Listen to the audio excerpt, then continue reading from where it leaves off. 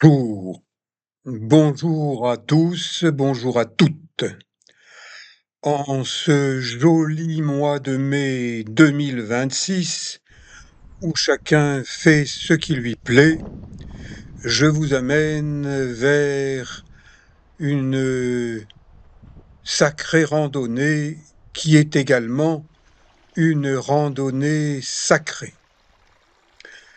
Elle démarre depuis la forêt de Janas, là où, lorsque j'étais enfant, se déroulait la fête du mai, une fête foraine, et j'y venais avec des copains-copines, à pied, depuis les Sablettes, commune de la Seigne-sur-Mer, une dizaine de kilomètres pour des gamins d'une dizaine d'années, à la découverte d'une forêt de Janas magnifique. Un arbre meurt et il aide la forêt à mieux continuer à vivre. Et l'eau court par un petit ruisseau en cette forêt de Janas après un hiver bien arrosé pour découvrir le massif naturel protégé du Cap-Sicié. Je vous présente, ou plutôt je vous propose environ 80 vidéos qui vous montrent la richesse de ce massif naturel. Et à partir de la forêt de Janas, je vous invite à prendre une piste forestière qui monte dans la forêt de Janas en direction de Notre-Dame du Mai.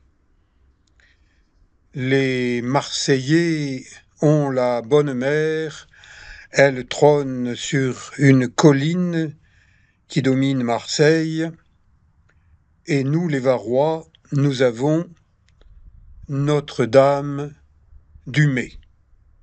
C'est aussi la bonne mère, la mère de Jésus-Christ.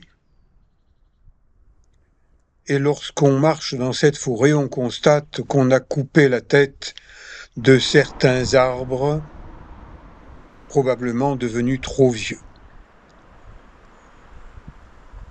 Je remonte cette piste, puis je traverse une route goudronnée, la corniche merveilleuse du Mai. Et là, j'entre dans un domaine forêt de chênes liège, arbres de Provence, des genêts. Il y a surtout deux sortes de genêts dans cette forêt de Janas, des genêts à petites fleurs et qui ont des épines, et des genêts à plus grosses fleurs et qui n'ont pas d'épines.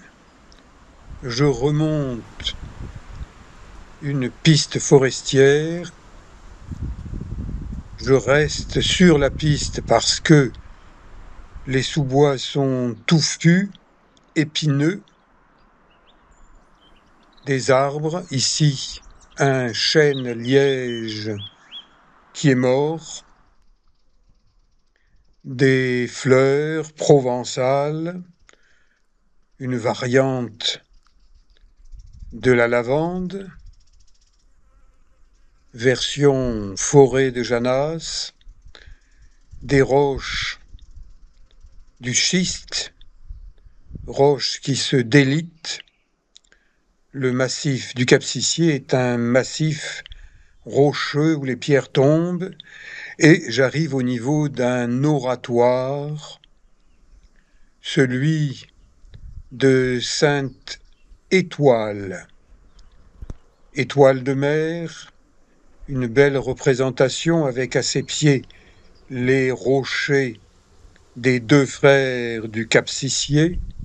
Je vous les ai montrés dans plusieurs documentaires vidéo. Et à partir de cet oratoire, Le petit sentier étroit est vraiment en pente raide. Il secoue l'organisme et à 75 ans, je commence à avoir de la difficulté à remonter cette colline. Je le fais tranquillement, à mon rythme de senior. Je ne suis pas pressé, j'ai tout mon temps. Jadis, plus jeune, je courais. Maintenant, je marche pour continuer de manière naturelle à améliorer ma santé et je vous invite à aller voir cette playlist Améliorer sa santé avec des conseils gratuits d'un masseur kinésithérapeute. Je le suis depuis une bonne 50aine d'années. Petit sentier étroit qui grimpe dans la colline, rejoint une autre piste forestière, rejoint la route qui est fermée à la circulation dans sa partie terminale. Terrain sacré et un sacré terrain de randonnée. Je vous ai déjà amené du côté ouest vers le Brusque. On a aujourd'hui une vue un peu voilée par quelques nuages, mais on voit jusque au Calanque de Marseille, devenu maintenant un parc national.